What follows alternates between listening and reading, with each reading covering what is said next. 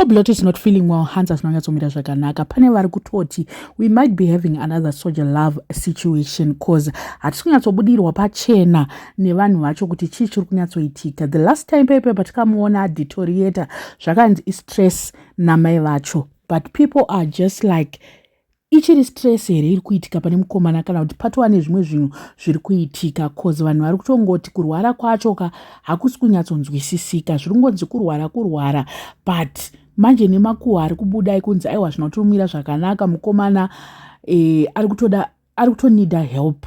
Hatinyatsozoti help yacho to what extent, but all my shows ake have been postponed. Let me just read an official statement from team yake. Handed official statement: dear promoters, supporters and fans, we regret to inform you that Blot will not be taking any performances at this time due to illness and other private personal matters. As a result, all shows scheduled between 10 July and 10 August have been cancelled. To everyone who has already booked shows and paid a deposit, we sincerely apologize for the inconvenience. Our management team will contact you to arrange refunds of all deposits paid. We truly appreciate your understanding, patience, and continued support during this difficult time. We will keep you updated and announce when Blot is ready to return. Thank you for your love and support from management and family members. Aiwanza zvinotombomira zvakanaka, hatide kutombonyeperana ipapo. Ndingoona zviri kungotaurika namastreets kuti hazvina kumira zvakanaka. Dai vatauraka kana pari need nehelp yekutoti mari vanoita kanzatu vanokwanisa kubatsirawo, because paipa naSoldier Love vanhu vakazoti dai tapedzerawo, dai takadai so, dai takamhanya neapa. Muri kuona manje, we don't want that situation yekuti tinozoyeuka bako raniwa tozoti ko pepe mukomana aitorwara shuwa zviri serious. Mukuona manje nyaya yacho tikuda kuti mukomana apore adzokere kuimba kwake, mashows ake acho, because of late he wasn't performing. Ane show I think that he was supposed to do muna July muno South Africa if I'm not mistaken, but ndofunga things are not looking good. He cannot perform sezvataro for the whole month. He's not going to do anything. Chishiro changu ndechoti mukomana apore. He must stop, and also to stop associating himself nana colorful. And a colorful bad combination.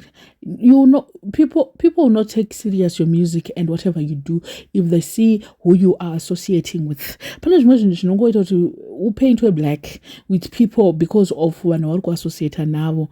So I think kuti team inenge na colorful inotorizikamwa kuti inoita zvengoma inonetsa kuti tikamona achita hang around with toti iye hachatora zvinodhaka, iwo chita hang around kuswera nevanhu vanoita zvengoma zvacho zvino make sense.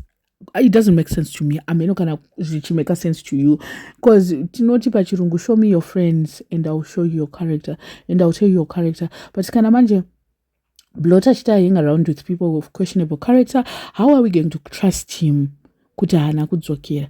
Because zvaari zvacho anotoluka kuti atodeteriorate zvemunhu ari kutorova chaizvo ndo zvaanenge akatoita. So at this moment we are not so sure kuti istress here kana kuti chii, but zviringonzi there is more zvatisiri kuudzwa. Pamwe side effects drugs, because did he really go to a rehab or akaenda kumatrix chete? Hana kuenda kumatrix chete nemukomana, of which yes, matrix inombobatsira, but it's not a rehab. Remember, it's not a rehab. Zvakatosiyana. Muri kuona kuti munhu ari kubva kurehab anonzi ani Holy 10 zvaari nemunhu anobva kumatrix zvinenge zvakatosiyana. So hopefully he's going to get all the help that he needs and he's going to recover. Ndo zvakakosha zvokuti mukomana recover. I don't know what you guys think. Let me know in the comment section what are your thoughts. When you're a subscriber, please make sure that you are subscribed, and see you in my next video.